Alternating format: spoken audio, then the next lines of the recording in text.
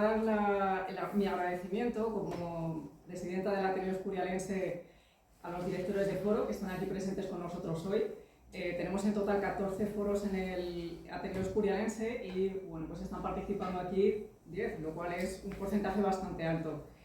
Van a poder comprobar cómo cada uno de ellos tiene un conocimiento bastante notable sobre el tema del cual nos va a hablar, sobre, diríamos, la perspectiva desde el punto de vista de su foro del monasterio. Y quisiera dar también las gracias a la librería Zorín, que está presente al final de esta sala, con una mesa en la cual van a poder adquirir los libros que algunos de nuestros directores de foro han escrito sobre el monasterio, desde diferentes puntos de vista, como van a tener ocasión de comprobar. Dicho esto, me gustaría comenzar nuestro acto explicando por qué hemos ofrecido esta visión poliédrica sobre el monasterio. Todos los que vivimos aquí somos conscientes de que es un edificio que no se agota, ¿verdad? Que podemos mirarlo desde diferentes puntos de vista, y lo cierto es que nos ha parecido interesante, pues desde el Ateneo Escurialense, poder aportar nuestro granito de arena para el conocimiento y para, pues diríamos, la profundización en este interesante lugar en el que todos vivimos. En este punto me gustaría recordar el libro que escribió en su día el arquitecto Fernando Txueka-Goitia. En su día fue el arquitecto de la Catedral de la Almudena en Madrid, pero él escribió un libro que se llamaba El Escorial Piedra Profética, y en este libro tan curioso él ofrece una visión sugerente sobre la figura del rey que lo creó, que fue Felipe II, ese rey que admiraba enormemente a su padre Carlos V, que había sido nacido en Flandes, por lo cual él tenía esa enorme admiración hacia la tierra de su padre. Y de algún modo, este lugar en el que nosotros vivimos recoge esa profunda fascinación que le produjo los viajes que él hizo a esta tierra. Del mismo modo, él era hijo de la mujer más hermosa de su tiempo, Isabel de Portugal, y de ese mismo modo tenía una gran admiración también por nuestro país vecino. Y de algún modo, nuestro gran edificio también recoge esto, la admiración que le produjo el país de su madre.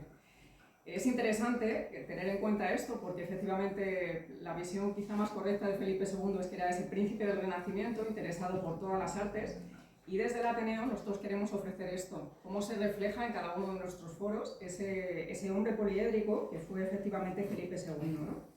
Dice así Fernando Txueka en su libro, refiriéndose a pues esa enorme admiración que le causó los Países Bajos a Felipe II.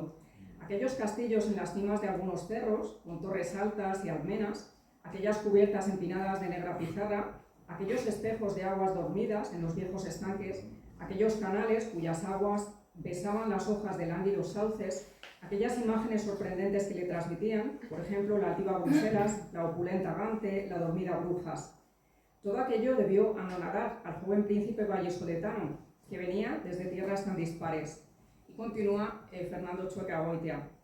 Cuando se refugió en el Escorial, llevó consigo la nostalgia de Flandes y buscó los territorios cercanos a Madrid que más le recordaran aquello. Los terrenos más azotados por la lluvia, la nieve y el cierzo, más cercanos a las montañas, que transportaban la humedad de sus cumbres al llano, es decir, los territorios más afines a la norteña Flandes que a la sedienta y esteparia Castilla.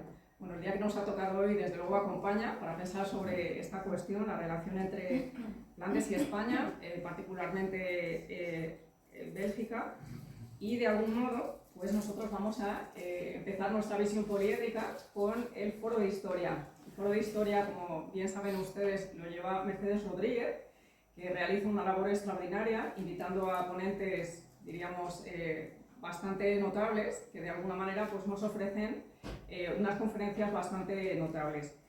Mercedes, tú nos has preparado un texto para explicarnos un poco por qué necesitamos empezar nuestra visión poliédrica con la historia. Tienes la palabra. Pues muy buenos días a todos los asistentes.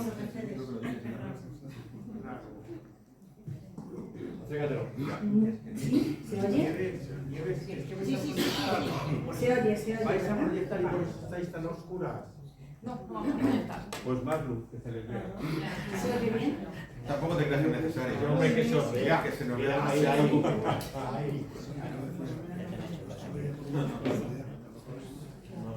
¿Se oye bien? Sí, se te oye. Vale. Pues muy buenos días a todos los asistentes. Es un placer estar también aquí hoy con vosotros, compañeros y compañeras del Ateneo Escurialense y público en general, en este sábado 15 de marzo para compartir este evento literario y cultural. Estamos además, por otro lado, en este día próximo a la Semana de la Mujer, para hablar de este libro publicado no hace mucho por una mujer, nuestra expresidente Sol González Clemente. Queremos agradecer por ello también, y como en ocasiones anteriores, a la Concejalía y Casa de Cultura de San Lorenzo del Escorial el poder disponer de este espacio para poder desarrollar nuestras actividades culturales. Y no contaré ninguna historia esta vez, que ya todos la sabemos sobradamente, ni repetiré lo dicho por los historiadores y eruditos, porque para eso están ellos y el propio libro sobre el monasterio, que hay que leer y disfrutar de esta renovada visión geométrica, así como de la excelente síntesis de paseo histórico-poliédrico por él en sus diferentes lados y aristas que nos muestra la autora. Pero sí hablaré, sin embargo, de la importancia de la historia en todo ello y desde su gestación e inicio, puesto que las medidas del monasterio del Escorial precisamente se toman remitiéndose a la antigüedad, al mismísimo templo de Salomón, estudiado como edificio histórico y que sirvió de referente armónico y equilibrado para su construcción, pues es esta una de las teorías más aceptadas para la arquitectura y el significado del Escorial.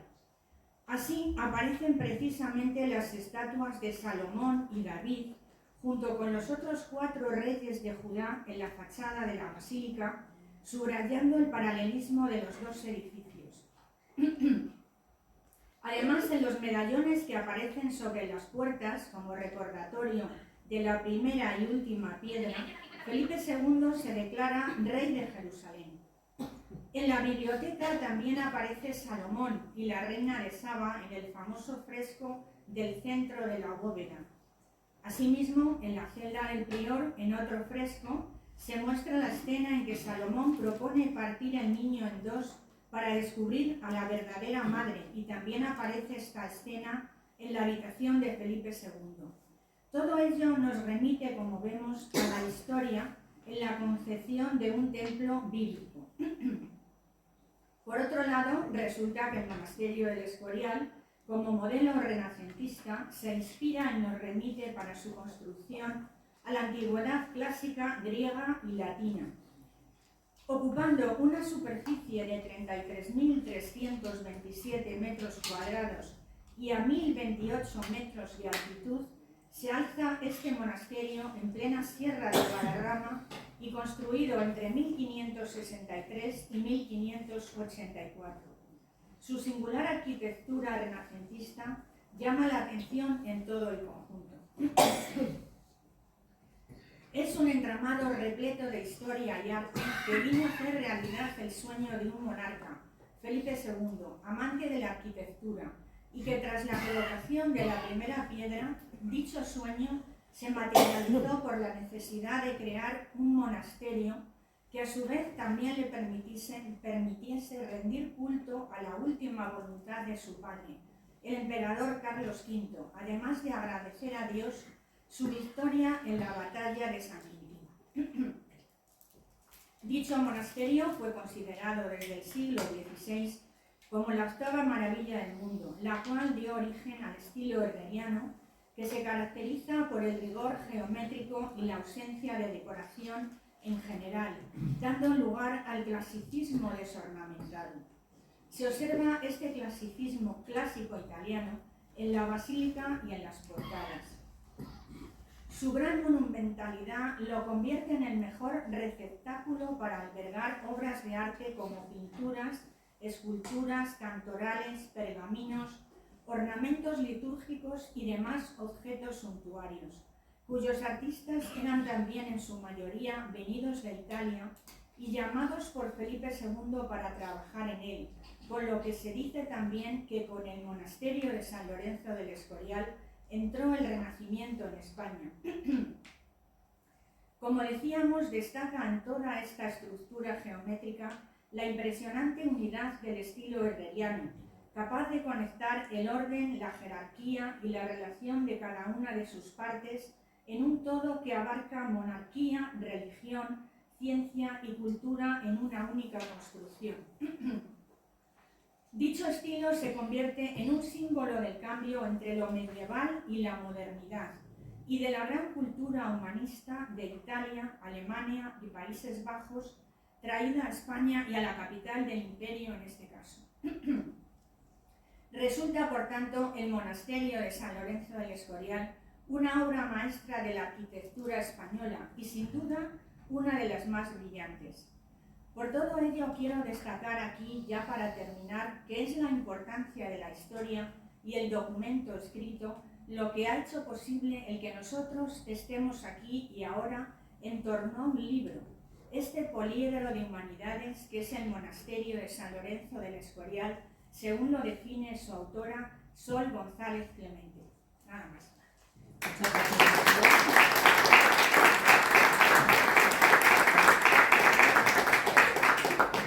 Mercedes ya nos ha adelantado uno de los libros de los cuales se va a hablar aquí hoy, que es el libro de Soledad González, efectivamente. Siguiendo nuestro orden, vamos a afrontar ahora nuestra visión poliédrica desde el punto de vista de la filosofía y contamos para ello con José María Calvo, que es filósofo, ha sido profesor durante muchísimos años, es una de las personas pioneras aquí en España del programa de filosofía para niños y es además escritor. También, diríamos, vamos a contar hoy un poco sobre esa visión filosófica del monasterio. Y efectivamente, presidente fundador del Ateneo, que es un dato interesante, como me apunta Alfonso, y que ya se me estaba pasando, cosa que no puede pasar. José María, cuando nosotros entramos en la Real Biblioteca nos encontramos esta fascinante pintura de la teología a un lado y de la filosofía en el otro. Es decir, que Felipe II tiene en cuenta que este edificio tiene que alimentarse de algún modo de la filosofía. ¿Desde qué punto de vista puedes explicarnos qué pasa esto en el monasterio? Porque, por ejemplo, tú hablas de que es un lugar mágico, de que es un lugar que de algún modo tiene una especie de carácter histórico en el sentido de que se ha convertido en un símbolo para nosotros. ¿Nos puedes explicar un poquito mejor esto? Muy bien, muchas gracias. Gracias a todos los que habéis venido hoy con este día tan aciago que tenemos. Sí, yo... El micro no es testigo. ¿Se oye, no? Sí. Se oye muy bien, sí. El libro que escribí se titula El Escorial, la magia de un lugar. Tengo que decir que ya lo escribí hace mucho tiempo y es un libro diferente a lo que normalmente se escribe, como voy a decir, porque es un libro de filosofía, de vivencias, pero no de filosofía solo en cuanto a que exista la filosofía, sino a lo que es el filosofar, a lo que es la vida, a lo que es el vivir. Entonces yo percibí el monasterio y este lugar como un lugar mágico, de lo cual voy a hablar en primer lugar. También voy a hablar del monasterio y el Escorial como símbolo histórico y referencia cultural, cómo nos ayuda a que aprendamos a escuchar a las piedras y cómo este lugar, como decía Ortega, y pude comprobar después, es un lugar excelente para practicar cada uno nuestra metafísica, a la cual os invito a cada uno a que la practiquéis. Y por último, también, como veremos, como decía Avellán, el monasterio y el pueblo se alimentan mutuamente. Bien, yo voy a seguir un poco lo que expongo ya en el libro que he dicho, El Escorial, la magia de un lugar, que son vivencias, que son sentires. Comienzo diciendo, al atardecer, la herrería se enciende, llamas de granito ardientes elevan su plegaria al infinito. Porque yo creo que el más bello y valioso documento histórico reside en la capacidad de cada persona para verlo, sentirlo y amarlo. Eso es lo importante desde mi punto de vista. Yo llegué al Escorial en el año 1978. La diosa Fortuna hizo que comenzase mi vida escorialense como profesor en el mismo Real Monasterio, en el Real Colegio Alfonso XII. Y desde el primer día, este Real Monasterio comenzó a formar parte de mi vida. O mejor dicho, yo comencé a añadir una mínima gota del gran caudal de agua que lo alimenta. En este sacro lugar pude regresar a mi yo, que vagaba errante, sin sentido, custodiado por el olvido. Sentí, como Ernest Hemingway, que buscando el aire me encontré con el Escorial. No buscaba saber, ese saber de su historia y de su arte, como una más de tantas historias y de tantas artes. Son innúmeros los estudiosos expertos en toda clase de artes los que han ensalzado los valores arquitectónicos, pictóricos y culturales. Algunos de estos expertos están aquí presentes en esta mesa. Plumas geniales han esculpido su grandeza, han elevado hasta el infinito su magnificencia, y sería una osadía por mi parte añadir una palabra más. Como decía también el escritor Alfonso Paso, lo que me atrae, lo que me subyuga, es todo lo vivo que el Escorial encierra, que es a lo que os invito también, lo que yo intenté descubrir desde el principio y he ido comprobando. Mi alma, seducida y agitada, buscaba ese saber que es comprender, que es sentir, que es amar, porque al fin y al cabo el conocimiento es amor. Este amor, este eros, continúa empujándome lejos de la plana y vacía uniformidad y rutina, hacia ti, hacia el amor, hacia la atracción pura, a la filosofía, al amor al saber. Encontré mi yo, mi vida, al encontrar la tuya. Mi vida sin mi vida no tiene sentido. Existo en tu existir, monasterio. Testigo fuerte que promete infinitos siglos, había escrito el padre Sigüenza. Lugar donde el viento es generoso, y generosa es la luz, y es generoso el silencio. También había escrito nuestro amigo, fallecido ya, Quinito Pacheco. Piedra que hizo vibrar el paisaje, como también cantó mi compañero, también difunto ya, Adolfo Ruiz Abascal. Lugar irradiante por gracia y esfuerzo de tantos que erigieron sobre rocas sentimientos y siente respirar al monte Abantos. El arte asume el privilegio de conferir la gloria eterna. Este real monasterio, impregnado de las corrientes renacentistas de la época que impulsaban los nuevos aires artísticos de España, es símbolo histórico e hispánico en el cual perdura la cultura, simbiosis entre presente y pasado, que hace renacer nuevos futuros. Vida universal, gobernada desde este centro simbólico de un imperio en el que no se ponía el sol. Llegó mi primer día de clase. Llegué a la lonja. La lonja sirve de separación y de protección a la sacralidad del monumento. Entré con mucho cuidado. Me sentía diminuto ante tanta grandiosidad. Iba impregnándome de la magia que desprendía. La necesitaría para el resto de mi vida. Escuché el mensaje de las piedras que dicen que son mudas. Esas piedras desnudas, llenas de arte, testigos de una historia viva. Sentí su fuerza y poderío, su energía, armonía y belleza, y recobré la fuerza de voluntad que antes no poseía. Me di cuenta de que estaba ante un lugar sagrado, enamorada eterna de la inmensidad. Recordé la meditación del Escorial de Ortega y fui comprobando que el Jardín de los Frailes es uno de los mejores lugares para hacer metafísica. Siempre que podía me dirigía al jardín y comencé precisamente mi propia metafísica. Año tras año, árboles y plantas se visten y engalanan por delante para deleite de sus paseantes. Me preguntaba, ¿qué quiero? ¿A qué he venido? ¿Qué sentido tiene este mítico paisaje en mi vida o mi vida en él? ¿Qué son las cosas, las flores, las plantas? ¿Y cómo van conformando mi ser y mi vida? Este solitario jardín del monasterio lleva el corazón hasta el misterio, escribe Fernández Arbabián. Destaca el maridaje y armonía perfecta entre piedra construida y naturaleza. Monasterio y pueblo se alimentan mutuamente en recíproco flujo de prestaciones. Había escrito también don José Luis Avellán. Para terminar, destaco la impresión que fue dejando en mí este símbolo del esfuerzo hispano junto a Don Quijote, además del patio de Reyes, de la basílica, la extraordinaria biblioteca, etc., ¿no? La subida al cimborrio que en aquel entonces nos permitían. no soy capaz de describir las sensaciones que me embargaron, pero sí sé que duran toda mi vida. Bien, ahora si me permitís voy a leer una poesía de Góngora que seguro que no conocéis, que le dedico al Escorial. Un soneto. Sacros, altos, dorados capiteles, que a las nubes robáis los arreboles. Febos teme por más lucientes soles, y el cielo por gigantes más crueles.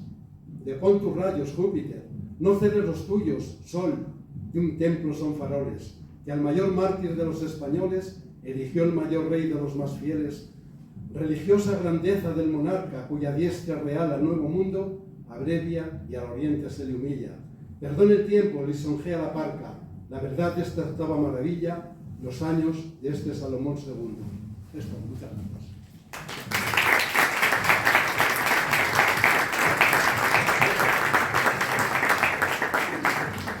Muchas gracias, José María. Efectivamente vivimos en un sitio que ha inspirado la metafísica de la vida humana de Ortega, con lo cual los que somos lectores suyos, los que admiramos su obra, sabemos que vivimos en un sitio que es también filosófico. Muy bien, pasamos a nuestro siguiente ponente, a nuestro siguiente presidente del foro. Nosotros como Ateneo Escurialense nos gusta decir que somos Ateneo de las letras, de las artes y de las ciencias. Y es que efectivamente tenemos un foro de ciencia y tecnología. La persona que lo lleva es Juan Carlos Álvarez, que ha sido profesor de biología durante muchos años en enseñanza media y además se ha dedicado con muchísima pasión al mundo de las ballenas y al mundo de los buitres. Dos mundos muy diferentes, pero desde luego que en su obra han encontrado cada una su hueco. Juan Carlos es una persona que siente una enorme pasión por este entorno en el que vivimos, por el Monte Abantos, porque efectivamente es donde están los buitres y es un entorno que él tiene muy investigado. Cuéntanos, Juan Carlos, este lugar fue en principio pensado por Felipe II como un real cazadero, pero es muchísimas cosas más, incluso desde el punto de vista geológico. Sí, hola, buenos días y muchas gracias por venir todos. Y yo quería justamente profundizar en el aspecto del entorno natural, ¿no? Hay muchísimo escrito que Felipe II elige este sitio, ¿no? Desde, bueno, pues que se iba por el infierno y cosas de este tipo, ¿no? A que era un entorno muy especial. Estamos hablando de lo que se conoce vulgarmente como el Circo del Escorial, que es una zona limitada por las Machotas, Puerto de la Cruz Verde, para que os hagáis una idea, y luego ya el Hato de la Cabeza, el Hato de Malagón y Abantos. Eso conforma un pequeño circo, como si fuese un pequeño cucharón, ¿no?, que retiene una gran cantidad de humedad. Esto asociado a que el suelo es un suelo silíceo, que ahora hablamos un poquito de ello si acaso, y también debido a que hay un basamiento granítico, hace que aparezcan un montón de charcas, un montón de zonas con retención de agua. Y esto es una singularidad en esta zona, puesto que no podemos olvidar que estamos en la vertiente sur de la Sierra del Guadarrama, que es la vertiente seca, la vertiente árida, la vertiente castellana, en comparación con la vertiente de Segovia, que es una vertiente pues, muchísimo más húmeda, con otro tipo de vegetación, ¿no? Repito, es un entorno muy singular en la zona y es un entorno que realmente pues, tiene sus particularidades desde un punto de vista natural y ecológico. Las rocas que predominan son gneiss y granito, que no es una roca metamórfica, formada a mucha profundidad y todas estas historietas, y luego granito, que es la base de la construcción del monasterio. Si bien no todas las rocas del monasterio se trajeron de la zona, pero sí que hay una especie como de hermanamiento con la geología del entorno, ¿no? Esto genera una serie de suelos que, como ya hemos dicho, son suelos silíceos, y estos suelos van a determinar una vegetación concreta. Va a haber muchísimo alcornoque, estamos hablando de lo que había, vete a saber cuándo, ¿no? Porque esto ha sido una zona siempre muy intervenida con esta especie, ha habido betones, ha habido un montón de culturas, y todas esas culturas, por el hecho de ser agrícolas y ganaderas, han intervenido en el entorno. Por lo tanto, es muy difícil saber lo que había aquí, pero podemos presumir que había muchísimo alcornoque, había mucho castaño y había muchísimo quejigo, que es una planta, es un árbol, ¿no?, bastante curioso, bastante específico. Es una especie de encina, pero que pierde las hojas en otoño.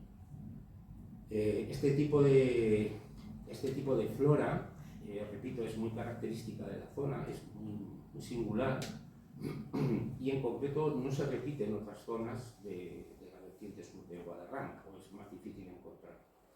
Y luego, por si fuera poco, también encontramos lo que sería el contrafuerte de las primeras estribaciones de la sierra, que sería el Monte Abantos, en donde ahí la vegetación pues, pasa a ser de otra forma, pasa a ser una vegetación pues, ya más caducifolia, con mucho roble melojo y algo de pino, no los pinos que hay ahora, que son, pues ya todos sabéis, una repoblación relativamente. Bueno, pues es una zona de contacto entre lo que sería la vegetación de la zona plana, de la estepa, por así decirlo, con la vegetación ya que empieza a apuntar a la vegetación de montaña o de baja montaña, ¿no? Es un sitio muy especial, muy especial.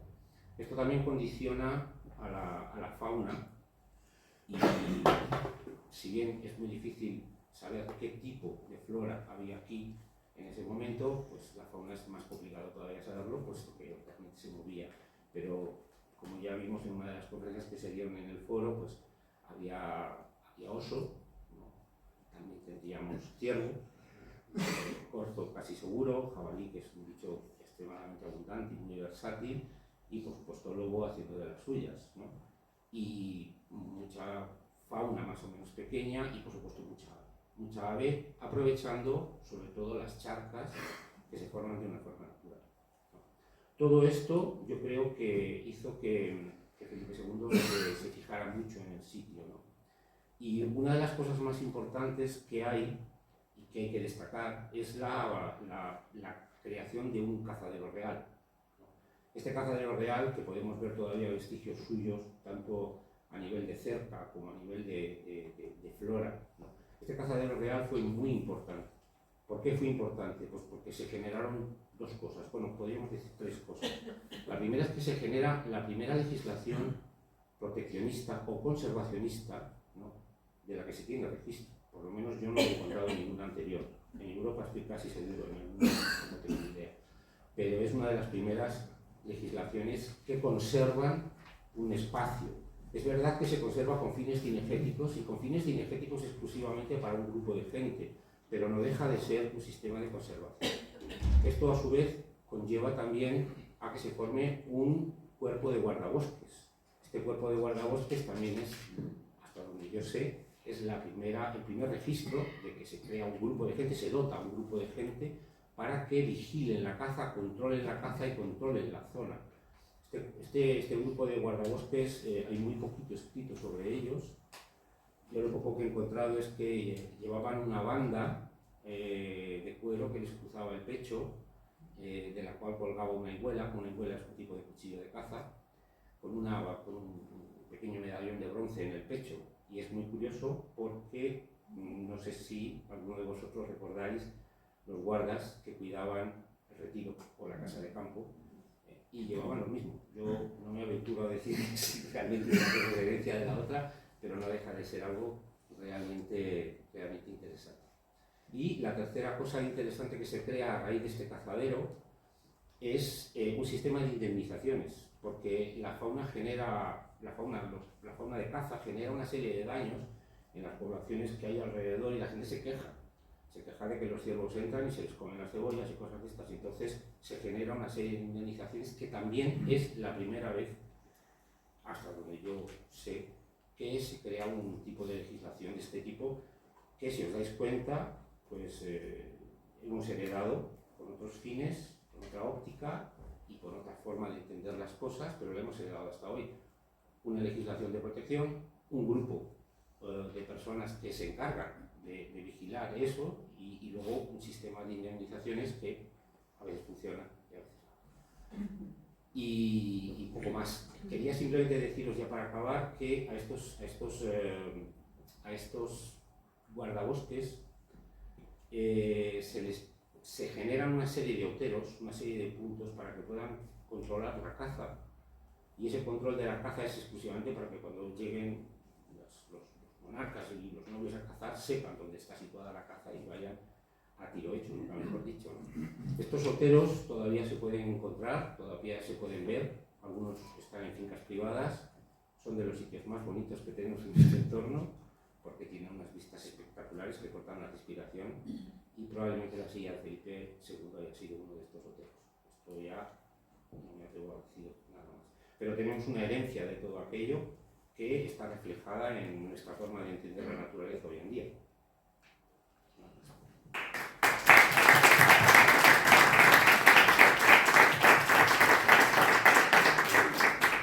Muchas gracias, Juan Carlos. Vamos a pasar a nuestra siguiente ponente, que en este caso es Soledad González, como ella prefiere llamarse desde el punto de vista literario Sol, eso que necesitamos tanto en las últimas semanas. Soledad González es muchas cosas. Es de formación matemática, ella ha trabajado en una empresa durante muchos años y actualmente es profesora de gestión de proyectos en la Universidad Francisco de Vitoria y desde el año pasado también es escritora, la autora del libro que quizá ha inspirado este encuentro en el que estamos hoy, que es El monasterio del Escorial, Poliedro de Humanidades, porque es, diríamos, la conclusión de su máster de Humanidades en esta misma universidad. Por supuesto, no se me puede olvidar saber que Soledad también ha sido presidenta del Ateneo Escurialense durante un largo periodo de gran crecimiento de nuestra asociación. Bueno, Sol, ¿por qué se te ocurrió esta idea del Poliedro de Humanidades? Parece ser que de algún modo está también presente el dueño de la librería Azorín, Carlos, que tenía un poco esta idea, ¿no?, de que este sitio en el que nosotros vivimos merece la pena una visión, diríamos, desde muchos puntos de vista. Gracias, Nieves. Bueno, buenos días a todos. Muchísimas gracias por estar aquí. Como ha comentado Nieves, el libro es el resultado de un máster de humanidades que realicé, aunque el TFM luego estuvo trabajado para poder ser más divulgativo. ¿Y por qué surgió ese tema de poliédrico? Al final, eres lo que tienes en la cabeza. Yo no puedo negar que tengo mi formación universitaria es matemática, mi formación profesional es más tecnológica y mi formación más intelectual reciente es humanística. Te hace ver las cosas desde distintos puntos de vista, siempre intentando sacarle el mayor sentido posible y no quedarte con la primera impresión o la primera lectura que has hecho, y por eso decidí intentar estudiar el monasterio desde distintos puntos. Hoy me toca, como responsable del Foro de Emprendimiento, me toca hablar de emprendimiento, que es un tema que a mí me apasiona, puesto que doy clases de innovación y emprendimiento en la universidad. Y como tengo tendencia a hablar mucho, ya lo saben todos mis compañeros, lo he resumido. David, te estoy viendo la cara. Lo he resumido muy concretamente en 10 puntos, para ver si nos llevamos la idea de lo que pudo suponer la construcción del monasterio del Escorial hace 500 años. Aparte de los 3 que ya ha apuntado Juan Carlos, que evidentemente, tu resumen de los 3 puntos, que evidentemente era una cosa muy emprendedora ya en esa época. Empecemos por decir que el monasterio fue un edificio muy moderno para el 16, muy moderno porque se pergeñó en planos. No es un monasterio que se decida hacer sin una fase de análisis y estudio previo. De hecho, Juan Bautista de Toledo, que había sido nombrado arquitecto real, tenía su centro de estudios, su centro de trabajo en el Alcázar, donde llevaba el control de todas las obras que realizaba Felipe II. Lo que Alfonso y yo, que hemos trabajado juntos, llamaríamos una PMO, una oficina de gestión de proyectos en el argot actual, y seguía la metodología muy parecida a la que llevamos nosotros ahora con los proyectos. De ahí surgieron un montón de trazas que presentó a Felipe II, y cuando eran apoyadas y aprobadas por el rey y el consejo, era la primera traza que hubo, que fue la que lo delimitaba, era la traza universal, y es lo que fue llevado a pie de obra para su implementación. Es decir, en este momento ya no es el maestro cantero quien tiene el control de todo, sino que hay un arquitecto que decide. Juan Bautista de Toledo, como hemos dicho, trabajaba desde el Alcázar de San, aunque por supuesto estaba allí frecuentemente, pero en esa misma traza que hizo englobó no solamente la basílica, el panteón, el monasterio y el palacio, que es lo que parece que eran los requisitos iniciales.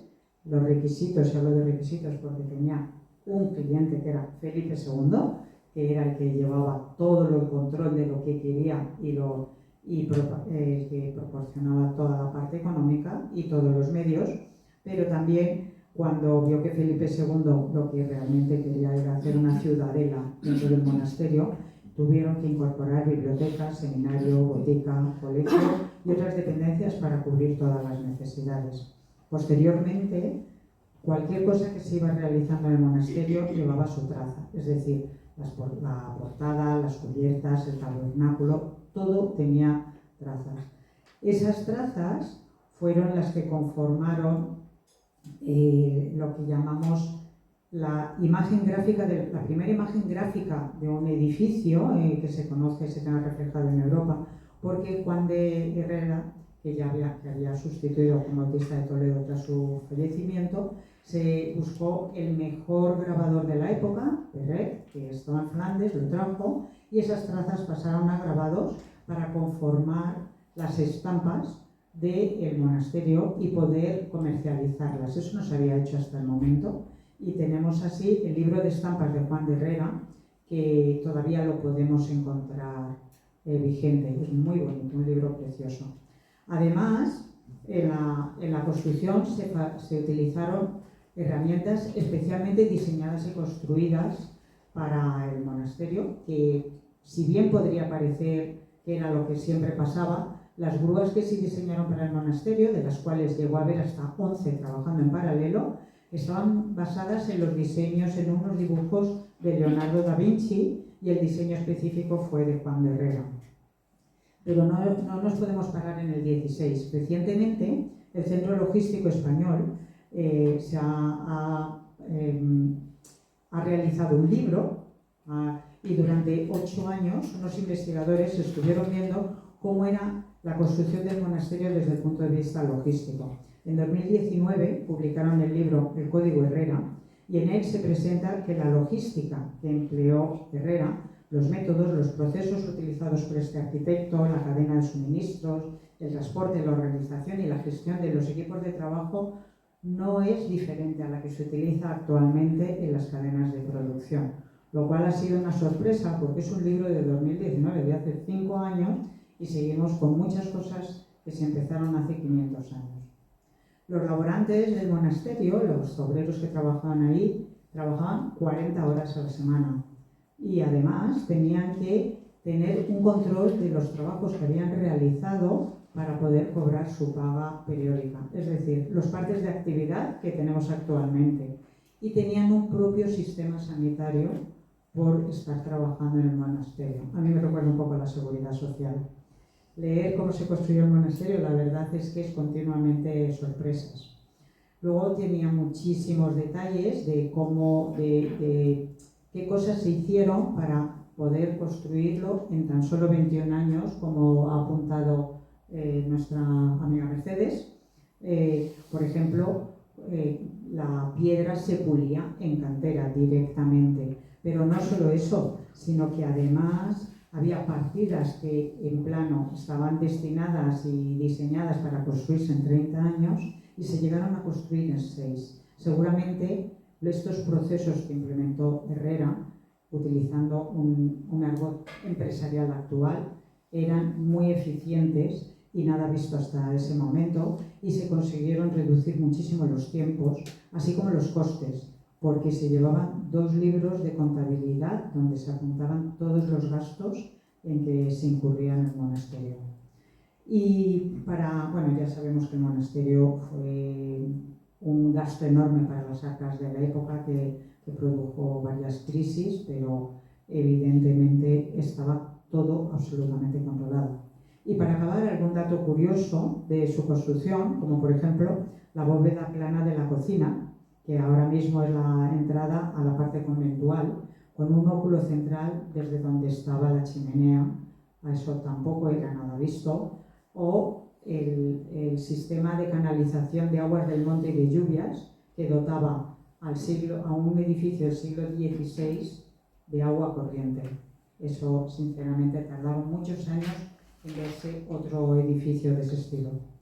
Bueno, con estos 10 puntos por los que hemos pasado un poco rápido, espero que os haya dado una idea de que la construcción del monasterio, el edificio que controlaba el estilo renacentista con los chapiteles flamencos, que le habían deslumbrado a Felipe II en su viaje felicísimo, y que está totalmente integrado con el entorno, como nos estaba apuntando Juan Carlos. Es un edificio totalmente moderno y muy novedoso para la Europa del siglo XVI. Muchas gracias.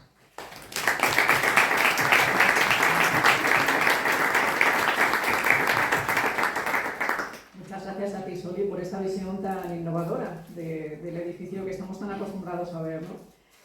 Nuestra siguiente parada, nuestra siguiente faceta va a ser ciencia política, y para ello contamos con Alfonso Fernández, que es profesor universitario de enseñanza superior, es además escritor y próximamente lo podemos decir, ¿no? Novelista. Seguramente que tendremos oportunidad de contar sobre esta novela que está escribiendo actualmente aquí en el Ateneo Escurialense. Ha sido además también presidente del Ateneo Escurialense, también hizo unas cuantas innovaciones y estructuración del Ateneo, de lo cual seguimos viviendo a día de hoy. Y muy bien, Alfonso, nos vas a contar un poco los eventos, diríamos los hitos históricos, desde el punto de vista de la política, que sucedieron aquí, en el monasterio. Efectivamente, buenos días a todos, muchas gracias a todos por venir. Bien, yo antes, para empezar, bueno, pues si, como decía José María, Hemingway decía que buscando el aire encontró el Escorial, yo buscando trabajo encontré a Soli que me trajo al Escorial. Y llevamos ya muchos años pues, trabajando juntos. Quiero hacerles también una pequeña puntualización para traducir un poco su forma de hablar, tecnológica. Las 11 uvas en paralelo no es que estaban dispuestas en paralelo, que trabajaban a la vez. Es algo de traductor tecnológico para que la gente entienda. Bien, Juan Carlos, tú has hecho todas tus investigaciones, parece ser, tanto en mar como en aire. Las mías son a tierra.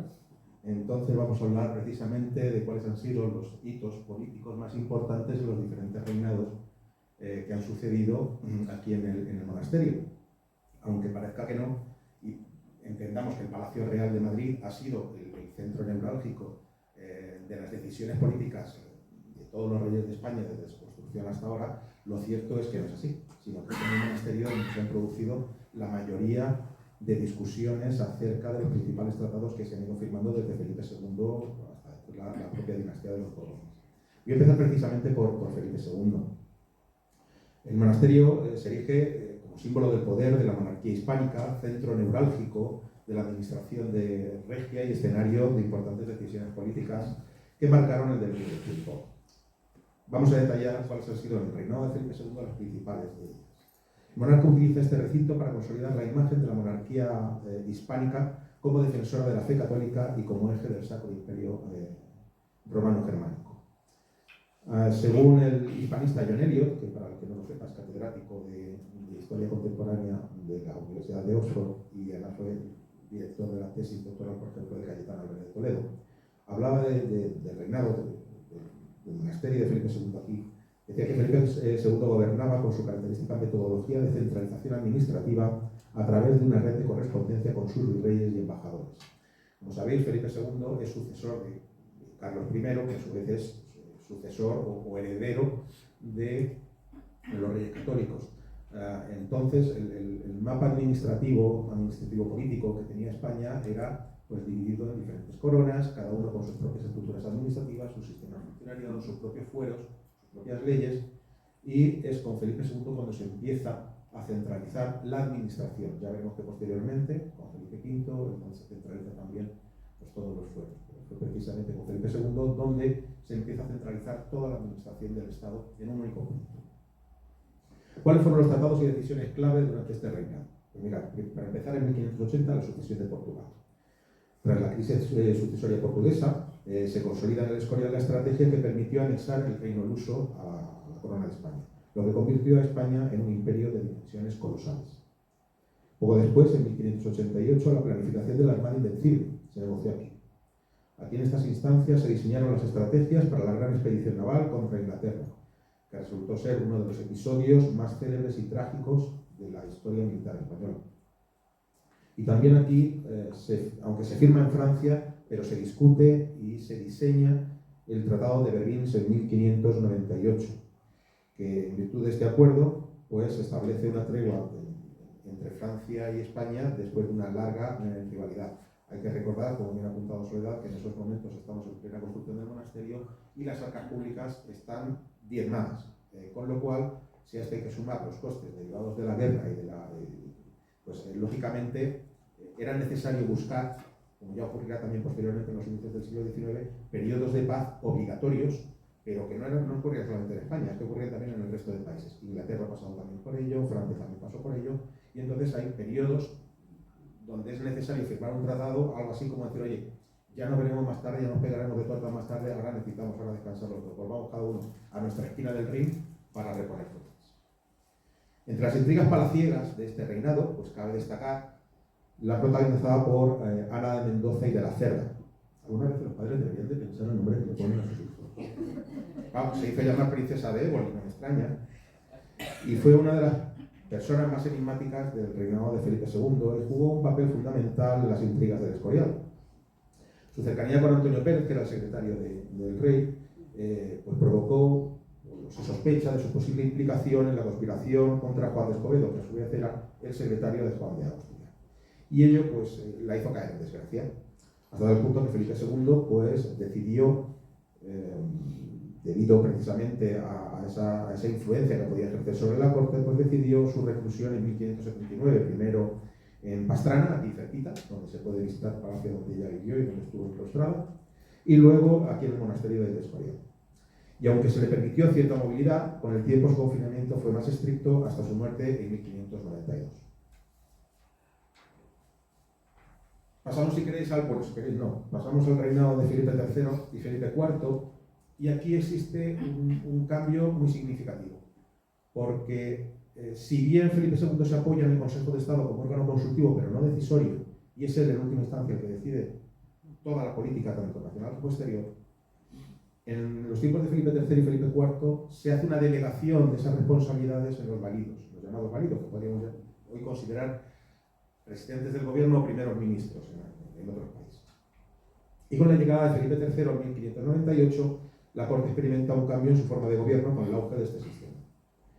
En el caso de Felipe III, su principal valido fue el duque de Lerma, y durante este reinado del Escorial sigue siendo un enclave de importancia simbólica y estratégica muy importante.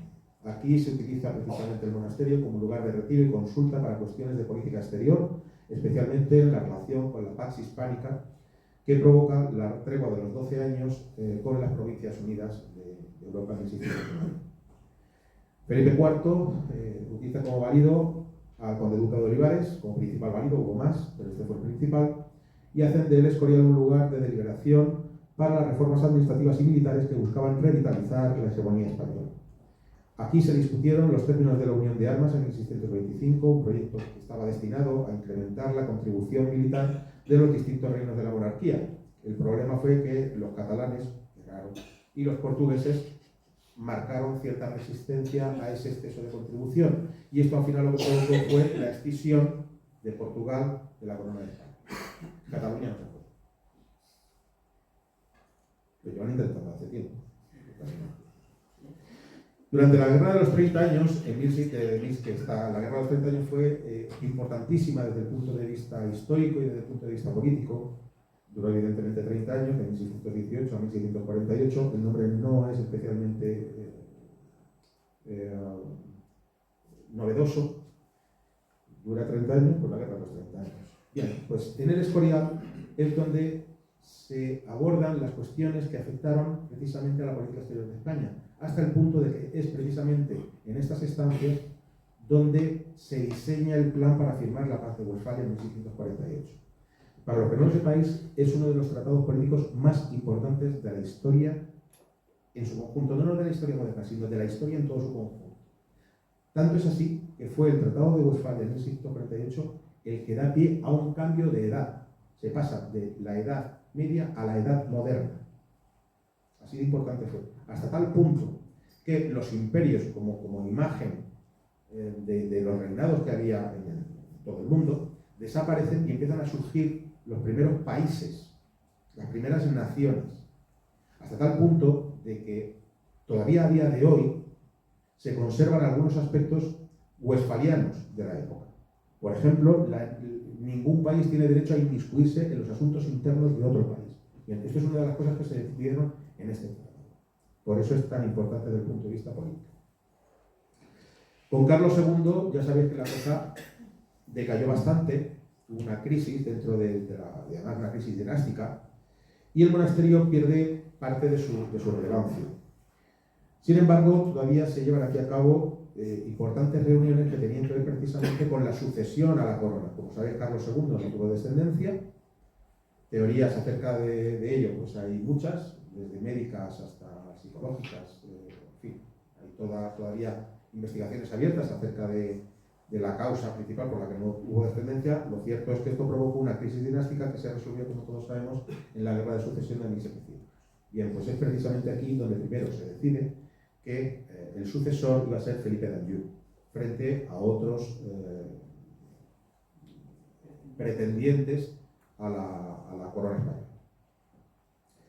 Precisamente fue John Eliot el que afirma que el Escorial sigue siendo un escenario clave de la política dinástica, ya que es aquí donde se llevaron a cabo las reuniones secretas en torno a la cuestión sucesoria que desemboca en la Guerra de Sucesión española.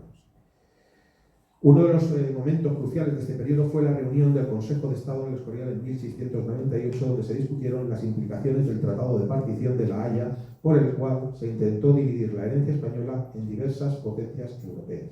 Estas negociaciones no llegaron a buen puerto y es cuando se designa a Felipe d'Anjou como heredero, que provoca precisamente el desenlace de la Guerra de Sucesión. Bien, ya con Felipe V, que es Felipe d'Anjou, recoge esta corona, gana la Guerra de Sucesión al otro pretendiente, que era Carlos María de Isidro, como sabéis, en la primera guerra carlista, y hay un cambio de dinastía, pasamos de la dinastía de los Austrias a la dinastía de los Borbones, que inicia Felipe V. Felipe V es francés y si hay algo que caracteriza a la política francesa es precisamente su centralidad, que conservan a día de hoy. Es uno de los países más centralistas que hay del mundo, no solamente de Europa, sino del mundo. Y con la llegada de Felipe V, como digo, el primer monarca de esta dinastía, se produce la transformación en la estructura administrativa y política de España. Aunque el nuevo monarca prefirió otros palacios, como el de la Granja de San Ildefonso, es en el Escorial donde se firmaron los decretos clave en el proceso de centralización borbónica que dieron lugar a los decretos de Nueva Planta. Los decretos de Nueva Planta lo que hicieron fue establecer fueros unificados para todo el territorio. Es la primera vez, pues desde el tiempo de los visigodos, donde España está regida por el mismo ordenamiento jurídico y bajo los mismos fueros y bajo los mismos tribunales. Y aunque se conservan estructuras administrativas propias dentro de cada lugar, me viene a la cabeza, por ejemplo, el Tribunal de Aguas de Valencia y cosas por el estilo, sin embargo, tanto a nivel penal como a nivel civil, a nivel eclesiástico, todas esas ramas del derecho quedan centralizadas con estos decretos de Nueva Planta. Por eso fueron tan importantes. Para ir rápido, porque con Fernando VI prácticamente no pasa nada aquí en el Escorial, pero con Carlos IV la cosa cambia. Me salto a Carlos III porque tampoco es que pasara mucho, salvo, bueno, expulsaron a los jesuitas en 1767. Creo que fue la primera vez que los expulsaron, no los expulsaron a veces. No sé qué hacen esta operación.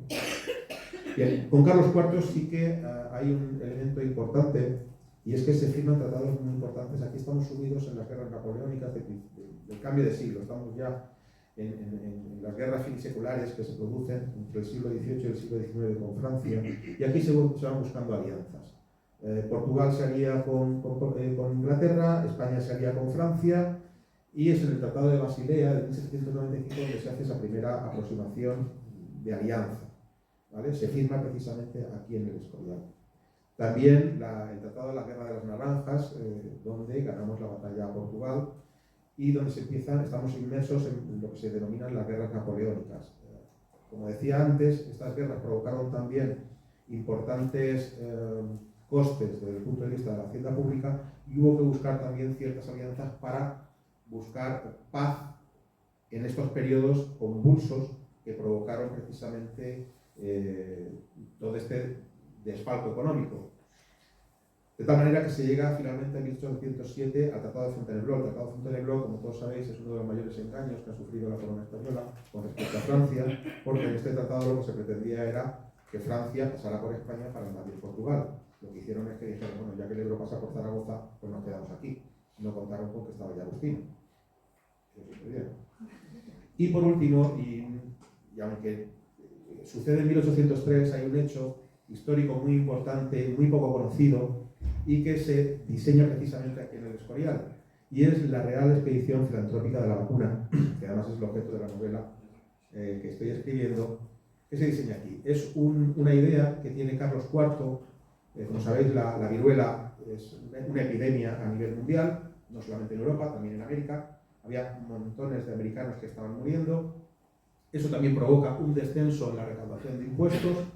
Felipe IV, sus hijas también sufren de viruela, no mueren, pero sí que les quedan secuelas importantes, y decide que la vacuna recién inventada por Jenner en 1796, pues que había que llevarla al resto del mundo. Estamos hablando de la primera campaña de salud preventiva, de salud pública de la historia de la humanidad. Así está recogida en prácticamente todos los tratados médicos conocidos. Esta es la primera campaña de salud preventiva de la humanidad. Y además de llevarse la vacuna a las colonias españolas, lo que hizo la corona fue financiar que se llevara no solamente a todas los virreinatos y provincias que había en América y en Filipinas, sino que se llevó también a Australia, se llevó también a China, a Macao, se llevó también a determinadas colonias portuguesas e incluso inglesas. Es un hecho que dentro de lo que es el reinado de Carlos IV, que siempre estamos pensando en él y siempre pensamos en la guerra de independencia y en lo mal que lo hizo en el Tratado de Fontainebleau y que se fió de mucho de Manuel Godoy y demás historias. Bueno, pues este hecho ha quedado pobremente explicado en institutos y en colegios y muy desconocido para el público en general, y yo creo que es uno de los hitos históricos de los cuales más orgullosos nos podemos sentir desde el punto de vista no solamente de la ciencia política, sino del impacto económico, social, humanitario, médico que ha proporcionado España al resto del mundo. Y bien, y con esto simplemente como conclusión decir que precisamente el monasterio, pues además de ser lógicamente un recinto religioso y artístico, y además de ser epicentro religioso y político, pues se convirtió en el sitio principal donde se firmaron muchos de los tratados que han tenido impacto no solamente en la política española, sino en la política mundial.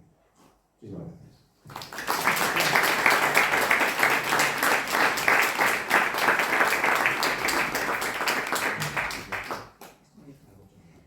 Pasamos al otro ala, y en este caso nos va a hablar Miguel Ángel Ramos, que lleva el Foro de Economía. Él es efectivamente por formación profesional economista, es además aparejador.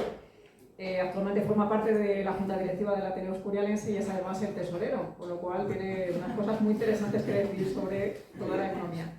Hace más o menos un año, cuando estábamos organizando el ciclo de joyas de la Real Biblioteca, ese ciclo que tenemos en el Ateneo y en el cual queremos dar a conocer al gran público todo lo que tiene esa magnífica biblioteca que está dentro del monasterio, el padre José Luis del Valle, el director de esta biblioteca, me dijo que de los fondos que tiene la Real Biblioteca, el más desconocido es justamente los libros de cuentas que están en el monasterio y que de alguna manera nos podrían ayudar a reconstruir prácticamente 3 siglos de la historia de la economía española. Bueno, Miguel Ángel, ¿nos cuentas un poco cómo se puede mirar al monasterio desde el punto de vista económico? Yo voy a referirme a la economía de la construcción del monasterio. Me ha gustado mucho la intervención de Soli, que ha definido lo que era un proyecto.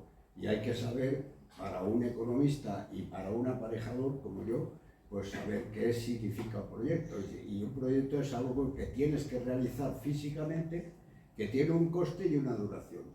Y entonces yo me acuerdo que antes de venir aquí de venir a Madrid, porque he andado por ahí fuera, y antes de venir aquí al Escorial, yo había conocido 2 dichos del Escorial. Uno que dice, dura más que las obras del Escorial. Eso es una mentira. O sea, 21 años en la construcción del monasterio del Escorial, comparado con todas las catedrales que hay en Europa y comparado con todas las grandes obras del tipo del Escorial, ninguna ha durado tan poco tiempo como 21 años. Luego aquello era una falsedad.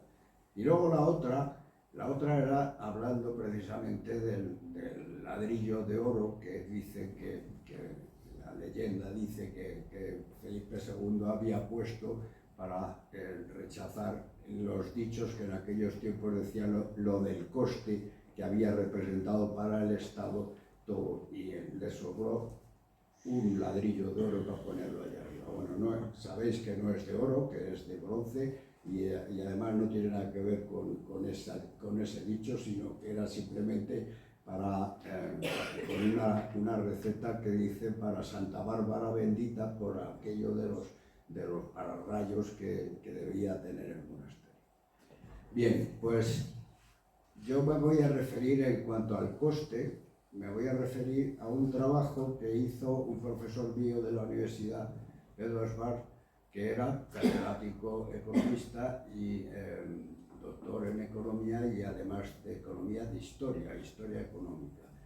Entonces él hace un estudio basado en los datos que existen de coste de lo que tuvo que pagar Felipe II, Antonio Villacastí, que era el fraile, que era el jefe de obra. El jefe de obra, y aquí quiero recordar a los jerónimos, porque los jerónimos eran los que constituían, por así decirlo, la empresa constructora que estaba realizando el monasterio. Y el jefe de obra era este padre que hemos dicho. Bien, pues el coste, según lo calcula Pedro Esbar, y dice, ¿para qué vamos a hablar de la moneda que en aquellos tiempos se usaba? Vamos a hablar de un valor que es equiparable para poderlo traducir a fecha de hoy. Y entonces él hace el cálculo del oro que consumió Felipe II para la monarquía española para construir el monasterio. ¿Y cómo lo traduce? Pues traduciéndolo en oro, a fecha de hoy él calcula que sería como 450 millones de euros. Yo estoy convencido que con 450 millones de euros hoy no se puede construir el monasterio. ¿Por qué? Pues por primera cuestión, 450 millones en los 33.000 metros cuadrados que nos ha dicho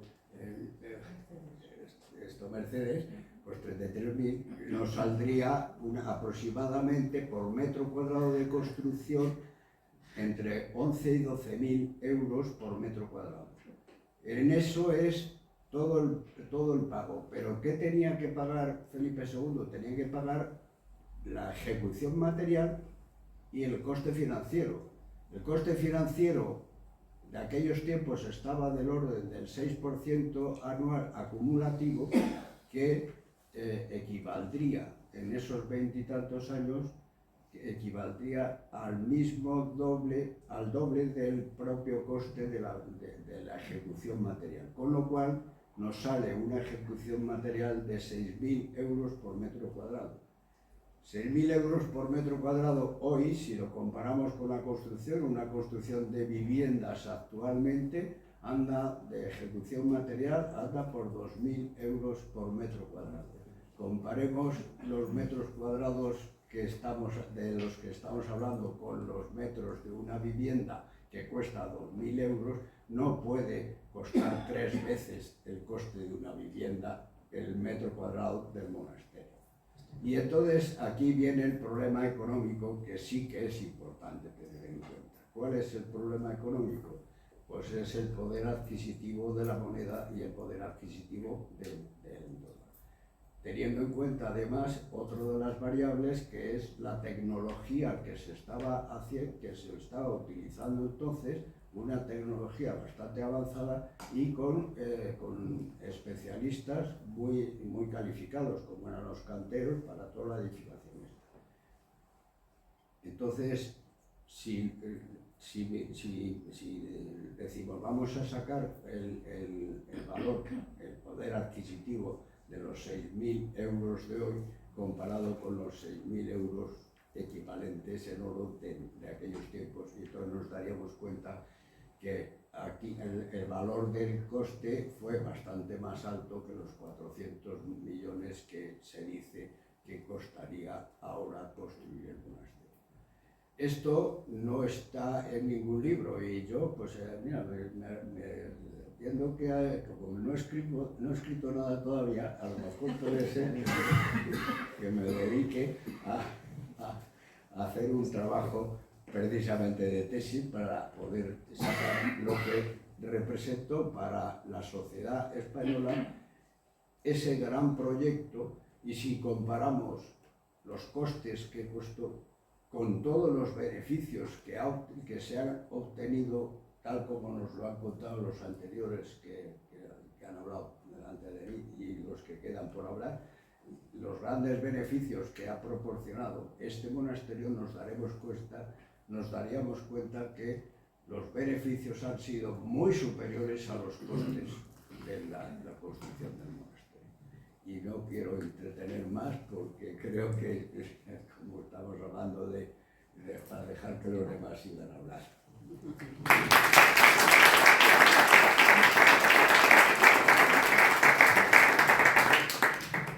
Muchas gracias. Nuestra siguiente ponente es Pilar Rodríguez. Ella ha llevado la tertulia literaria en Valdemorillo durante casi 30 años ya, ¿verdad? Es actualmente también miembro de la Junta Directiva del Ateneo Escurialense y además la secretaria de nuestra asociación. Pilar lleva el foro de literatura y en este caso pues, nos va a hablar de, diríamos, el prisma desde el punto de vista literario. Sabemos que el monasterio ha inspirado a muchísimos escritores, ya nos han comentado los ponentes anteriores algunos de ellos. Le damos la palabra a Pilar para que nos expliques un poco más en profundidad este tema. Muy bien, muchísimas gracias sobre todo por haberme invitado a este evento que ha sido, creo que es magnífico y hay que hacerlo más veces sobre los temas. Voy a hablar de lo que ha significado y lo que es la biblioteca en el monasterio del Escorial. Con el humanismo, movimiento cultural característico del Renacimiento, llegó a España el deseo de contar con una biblioteca pública y Juan Pérez de Castro, humanista y cronista real, se lo hizo saber al rey Felipe II, quien ya tenía en mente desde 1556 la creación de una gran biblioteca. Era gran amante de los libros y un auténtico bibliógrafo. Aunque la idea de Pérez de Castro era establecer la biblioteca en Valladolid, el rey decide construirla en el monasterio del Escorial. Y esta decisión tuvo su polémica. Sus asesores no estaban de acuerdo, pero se construyó donde él decide, encima de la puerta principal del monasterio. Las primeras adquisiciones se corresponden con 42 duplicados de libros ya existentes en Palacio. Fueron llegando remesas de gran valor como el Códice Áureo, el Apocalipsis figurado y uno de los más importantes, uno del Baptismo Parvularium de San Agustín del siglo IV y V, que fue escrito de su puño y letra. Cuando se sobrepasó la cifra de los 1000 volúmenes, gracias a las aportaciones de asesores como el obispo de Osuna, Honorato Juan, y llegado a este punto, Felipe II ve que la biblioteca era una realidad y entonces se reúne con representantes de todo tipo de disciplinas para asesorarse en la adquisición de copias. A partir de aquí, la tendencia es adquirir originales y volúmenes antiguos. Entonces era lo que hacía una biblioteca aventajada sobre otras. La biblioteca escurialense en 1571 era ya una biblioteca de gran prestigio y Felipe II decide mandar a embajadores con poder adquisitivo para la compra de numerosos ejemplares. Había una coordinación entre estos embajadores y el bibliotecario comisionado, que era el que se encargaba en ordenar y clasificar las obras que llegaban a la biblioteca del Escorial. Se fueron adquiriendo volúmenes más importantes y en la última década del siglo XVI se compra la biblioteca del cronista Antonio Agustín, una de las más extensas de España. No todas sus obras llegaron a San Lorenzo, pues algunas se fueron a la Biblioteca Vaticana. Benito Arias Montano, humanista, teólogo y hebraísta, que recibió el encargo del rey de elaborar una biblioteca políglota complutense, es uno de los más importantes bibliotecarios con que contó Felipe II, el cual le defendió de los posibles ataques de la Inquisición. Esta biblioteca contiene toda la historia de la Edad Media y parte de la historia del descubrimiento de América. Necesitaría mucho tiempo para nombrar a todos los autores que han escrito sus libros y están guardados en ella. Los principales fondos fueron latinos, griegos, árabes, hebreos y castellanos. Los dos incendios importantísimos diezmaron mucho a la gran biblioteca del monasterio, pero se siguieron adquiriendo obras muy valiosas y nunca ha perdido su prestigio. Muere Felipe II en 1598, pero antes de su fallecimiento estableció una pensión para la biblioteca con el fin de tener presupuesto para adquirir libros. Las monarquías de los Austrias siguieron favoreciendo el crecimiento de esta biblioteca durante todo el siglo XVII y esto favoreció al país. Por culpa del tiempo que tengo para hablar de la literatura en la Biblioteca Real del Real Monasterio, que me llevaría horas, termino en el siglo XVI y siento muchísimo no poder completarlo con mucho más detalle.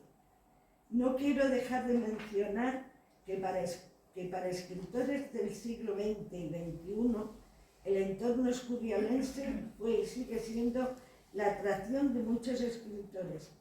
Ortega y Gasset vivió su infancia, habitó la segunda casa de oficios y pasó su luna de miel aquí en San Lorenzo del Escorial, y escribió las Meditaciones del Quijote y Meditación del Escorial. Los hermanos Álvarez Quintero o Alfonso Paso también pasaron por aquí, y otros muchos. En la actualidad hay escritores, incluso vecinos de este real sitio, que escriben sus obras literarias refiriéndose al monasterio, novelas policíacas de misterio, historias del mismo pueblo, etcétera, etcétera. En la noche de los libros de 2023 de la Comunidad de Madrid, Javier Sierra nos dio una charla sobre su novela La Dama Azul, que según nos contó estuvo inspirada en una noche que pasó en el monasterio. Por último, la Biblioteca del Escorial es la segunda más importante de Europa. Es por los documentos que contiene, siendo la primera la del Vaticano. Muchísimas gracias y siento que haya sido tan limitada mi intervención, pero bueno, es una responsabilidad.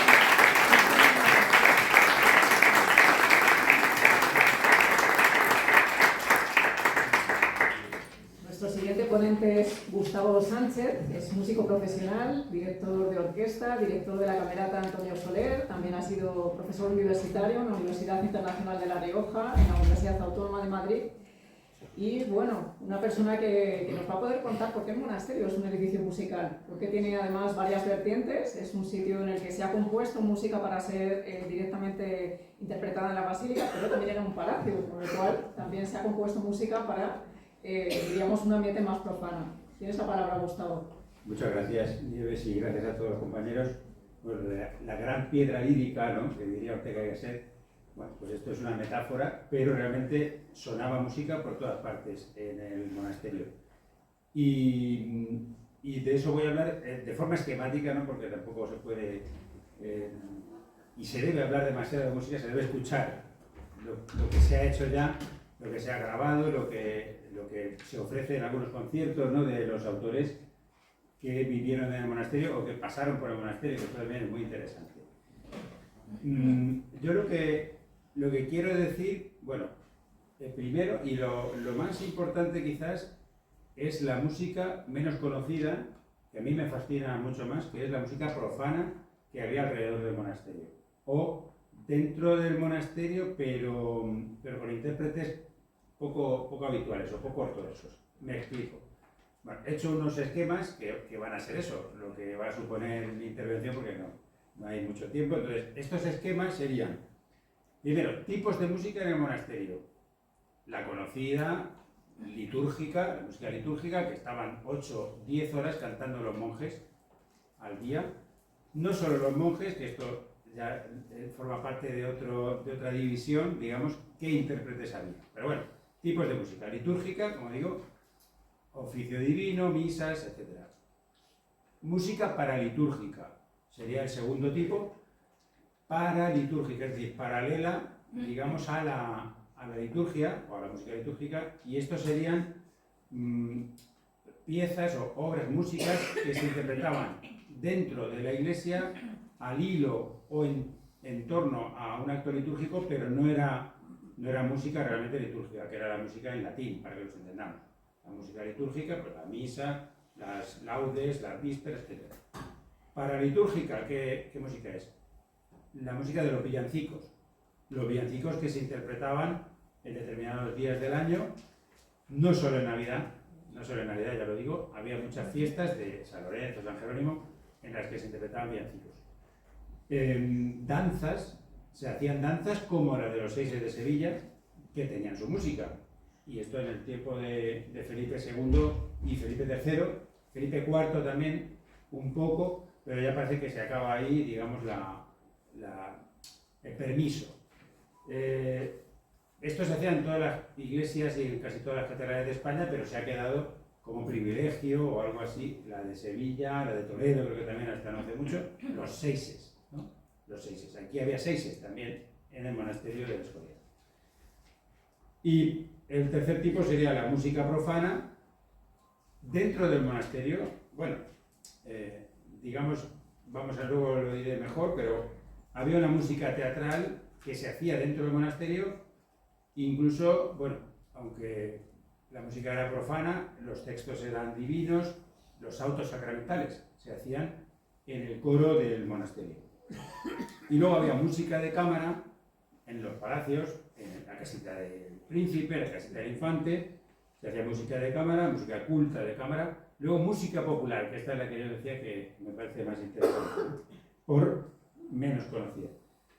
Bien, bueno, por decir un ejemplo de música de cámara, se organizó varios años, pero bueno, hay noticias de uno en particular. En 1789 se organiza un concierto en la biblioteca con monjes y aficionados, dice el que lo cuenta, para no molestar. ¿Qué quiere decir esto? Monjes y aficionados para no molestar a los músicos del rey, que seguramente estaban con él. Y esto, bueno, pues es otra parte, otra división que haré después. En fin, intérpretes del monasterio, intérpretes de música en el monasterio. Monjes jerónimos, por un lado, luego estaba el noviciado, que tenía su propia liturgia, tenía sus propios cantos. El seminario, que es donde estaba ahora el monasterio, colegio seminario, pero colegio de monjes también. Eran monjes que estudiaban filosofía y teología. Y el seminario, que eran niños. Y esto, bueno, pues ya hay un libro que he hecho sobre eso, que es mi tesis, o sea que no voy a enrollarme ahí. Son niños que cantaban principalmente la misa del alba, que la instituyó Felipe II. Y fue la que estaba sonando cuando murió. Justo, eso lo habrán leído en algún sitio. Y por último estaban los niños cantorcillos de la hospedería, que eran como los seises. Estos niños tenían también su liturgia, tenían también sus propios cantos, obras teatrales, los que bailaban las danzas, etc. Bien, otra división de la música. Y para concretar, bueno, para dividir de la parte del monasterio, he pensado en el palacio. El palacio efectivamente recogía pues, a los maestros de música de infantes y príncipes cuando venían al monasterio en las jornadas. Siempre había un maestro de violín, un maestro de violonchelo, para este, para el otro, y los maestros de danzar, que también tocaban un instrumento, como era el uso en la época. ¿Quién venía también aquí con la corte, con el palacio? La Real Capilla, sobre todo en funerales o en algún acto litúrgico importante, pero sobre todo funerales. Y la Real Cámara. La Real Cámara ya es algo del siglo XVIII, Brunetti, ¿no? que alguno ya conoce, porque ya doy mucho la lata con este, Brunetti y otros. También venía Farinelli durante un tiempo al servicio de Felipe V. Esta es la, digamos, la música de cámara, o la Real Cámara, como le llamó Carlos IV. Y luego la última división que hago es la más interesante para mí, por desconocida, ¿no? Que sería la música en torno al monasterio. En torno al monasterio, sin salir demasiado, bueno, pues llegamos al pueblo, ya en el siglo XVIII. ¿Aquí qué entraría? Pues entrarían las procesiones, las rogativas que se hacían. Todos habéis visto en algún momento el cuadro del incendio del monasterio, ¿no? en el siglo XVII, y se ve representada una procesión. Que van con la Virgen de Gracias, obviamente, la de la Avenida, ya eso ya no sabemos, pero bueno, varios santos, y van seguramente cantando, haciendo músicas de ese tipo, religioso. Y la parte todavía más interesante para mí es las manifestaciones de música profana en el entorno del pueblo y del monasterio. Dos ejemplos y ya acabo. Bueno, había puesto tres, pero bueno, pongo dos que ya está. Ya estamos sobre el tiempo. El primero, bueno, es una que fue bastante molesta para los monjes. Es por así decirlo, una serenata malintencionada de unos jóvenes que iban en una cuadrilla con guitarras y con instrumentos de percusión, imaginamos, porque hay una causa criminal, bueno, lo de causa criminal, vamos, que les denunciar. Se fueron debajo de las ventanas de la parte del convento y según los testigos, porque hay un montón de testigos que llaman a declarar, empezaron a cantar coplas deshonestas. Y empiezan a citar uno de los versos que dice así: estaba el monje con mucho trabajo en la cama. Y dice, y omito el resto por la decencia y por la honestidad, en fin, que aquello sería terrible.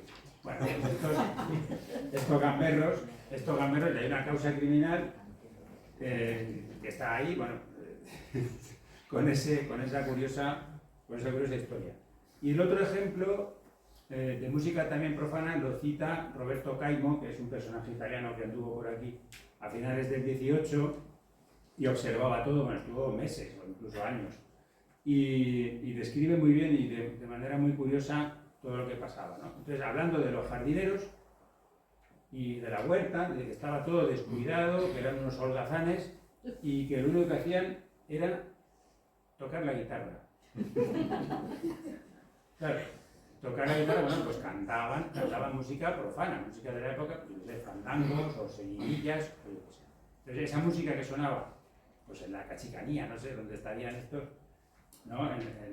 En sus lugares de supuesto trabajo, y lo que añade es muy curioso, dice, tocaban la guitarra, que pasaban el día tocando la guitarra, instrumento que hace más daño en España que la sequía y el granizo. Y ahí el despacho. Bueno, muchas gracias, ya tendremos ocasión de estudiar.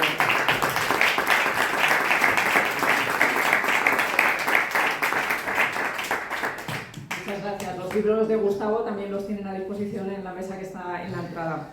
Nuestro siguiente ponente habitualmente está en el otro lado de la cámara, pero hoy le tenemos aquí sentado. Se trata de David Gómez Castillo. Él ha trabajado en el mundo de la empresa, ahora mismo se dedica al mundo de las finanzas y es miembro también de la Junta Directiva del Ateneo, es el vicepresidente y la persona que está habitualmente en todas partes.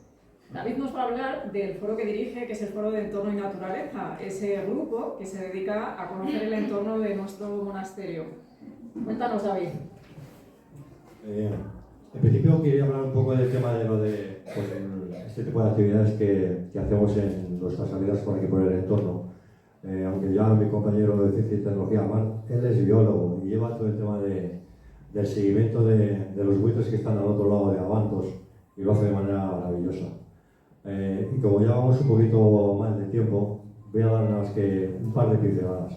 Seguramente, aparte de las razones de la abundancia de agua, de la abundancia en las cercanías de las canteras de piedra y de la propia pizarra de la que vino enamorado Felipe II cuando vino de Flandes, tiene que haber alguna razón más para construir aquí el monasterio. Yo puedo pasar 40 veces por el mismo sitio y cada vez ver una fotografía diferente, un respirar diferente, un sentir diferente. Este lugar en el que tenemos la suerte de vivir muchos de nosotros es algo realmente mágico. Eso por un lado.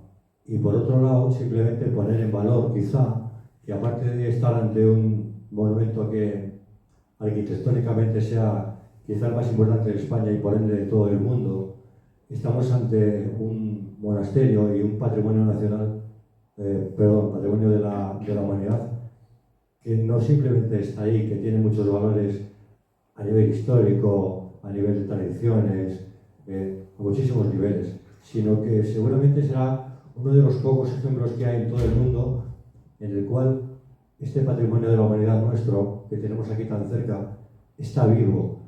Y no vivo en el sentido de que todos los días entran un montón de personas a verlo, sino vivo porque aparte de una biblioteca y de un panteón y de un museo, hay una congregación religiosa, hay un colegio, hay una escolanía y hay una basílica en la cual se realizan pues, todos los eventos de la religión católica de modo absolutamente natural. Y eso posiblemente no se produzca, o creo yo, que yo conozca, en ninguna otra parte del mundo. Por eso yo digo que nuestro monasterio, aparte de ser muchísimas otras cosas, es algo vivo. Muchas gracias.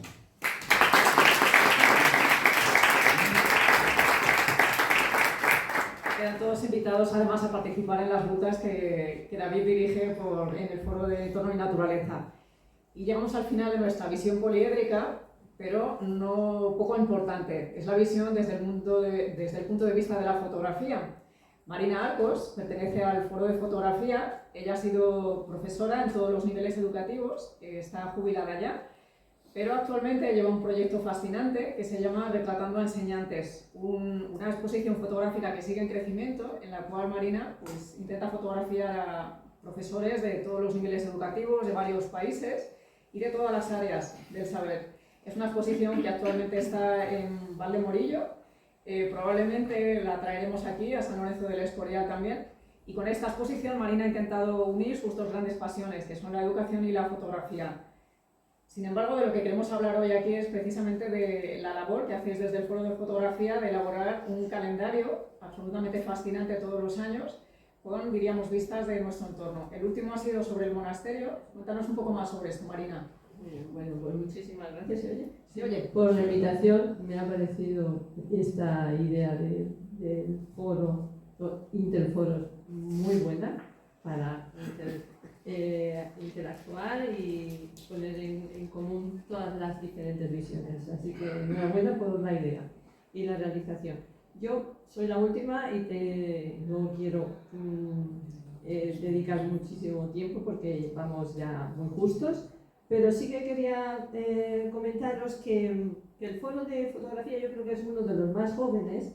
Se creó en el 2020, pero se lanzó con muchísima fuerza y coincidió su creación con la pandemia, pero no por eso no dejó de funcionar. Creo que fue el único foro que estuvo activo a través de reuniones online durante ese periodo.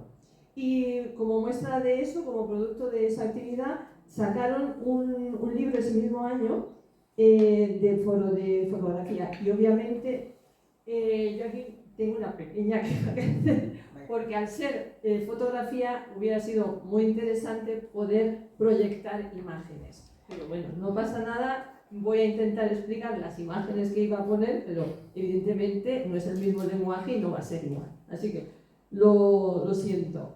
Pero entonces, justo ese libro, la imagen de portada es la basílica.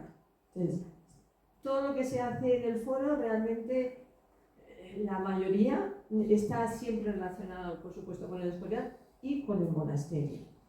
Y como cuando se creó el monasterio no había fotografía, pues había hecho un pequeño resumen de cada siglo, cómo se había reflejado, porque el monasterio, antes de que se crea, ya hay imágenes del monasterio. Las estampas de las que habla Soli son eso, ya tú lo ves con una viveza y con un realismo que te imaginas lo que va a hacer cuando todavía no estaba hecho.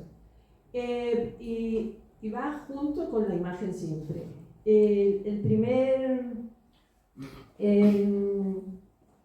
óleo que he encontrado que es anónimo, es el monasterio en construcción.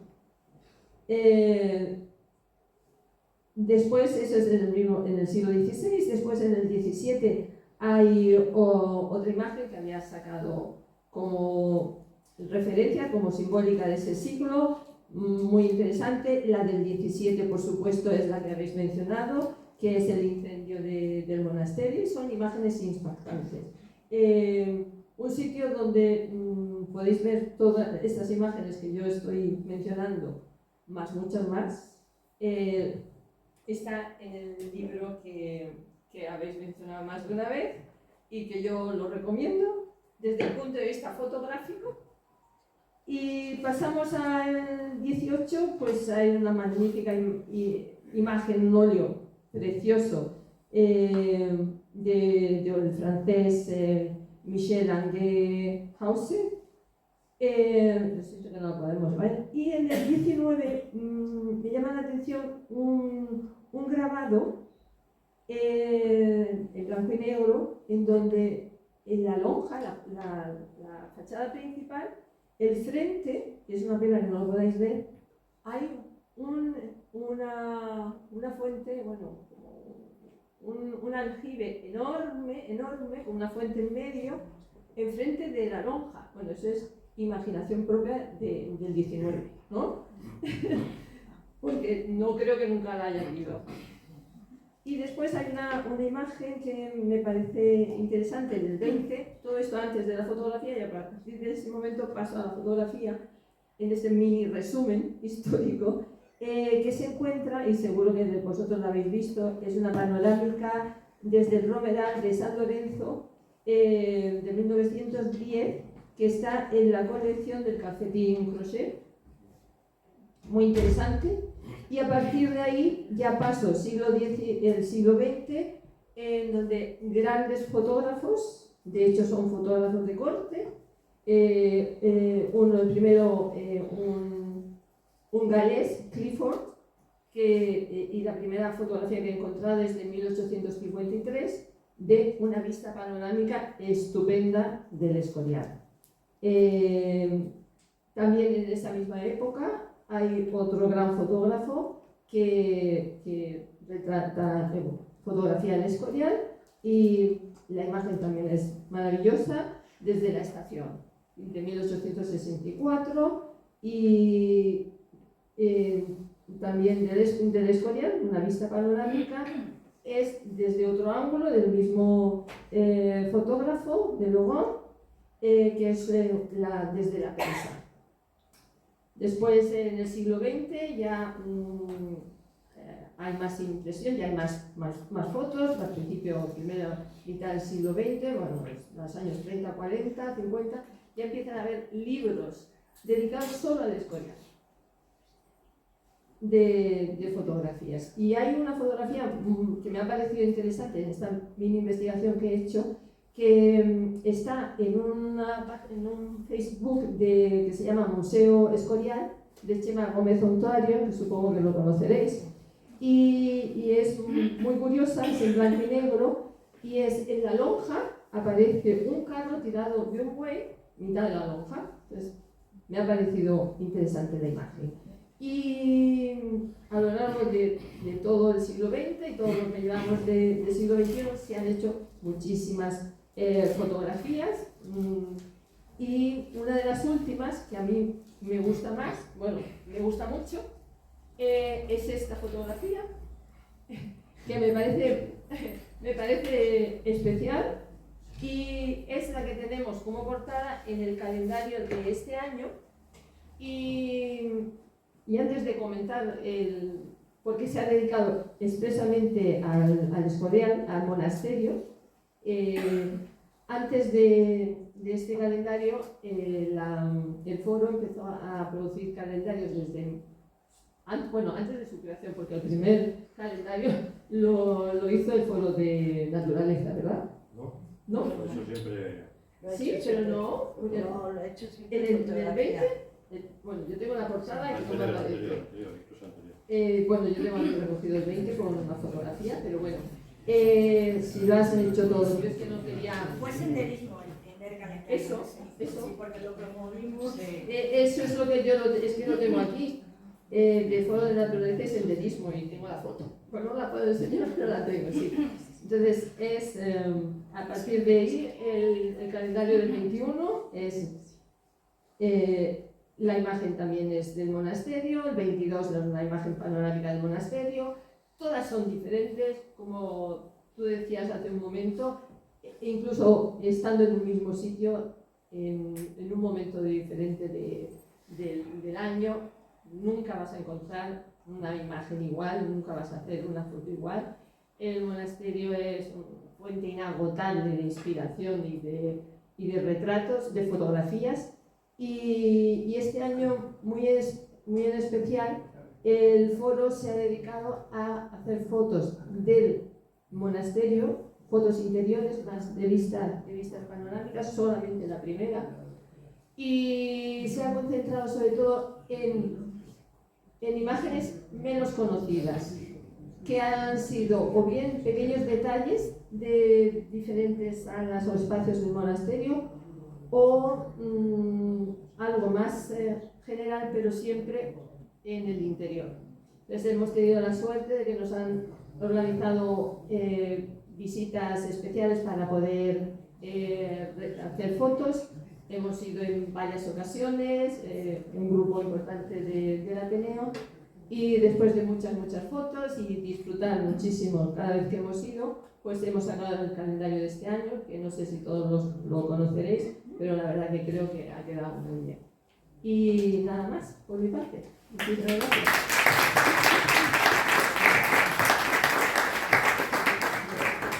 Muchas gracias. Marina además se va a encargar de potenciar actualmente el foro de fotografía, así que los que estén interesados en esta faceta que tiene el Ateneo se pueden poner en contacto con ella.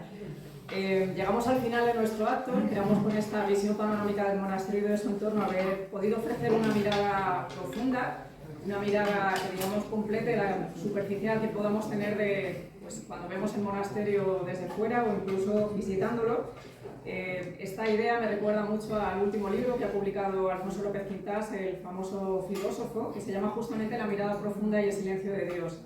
Esperamos, por lo tanto, que con este evento hayamos podido ofrecer esa mirada profunda sobre el monasterio. Me gustaría citar esas palabras, esa pregunta que se hace Fernando Chueca al final de ese libro que he citado al comienzo, El monasterio del Escorial, piedra profética. Él se pregunta en este libro si Felipe II era un soñador. La verdad es que con esa panorámica que hemos intentado dar, espero haber contestado a esa pregunta, que efectivamente Felipe II era un soñador y nosotros tenemos la suerte de vivir en su sueño. Muchas gracias a todos.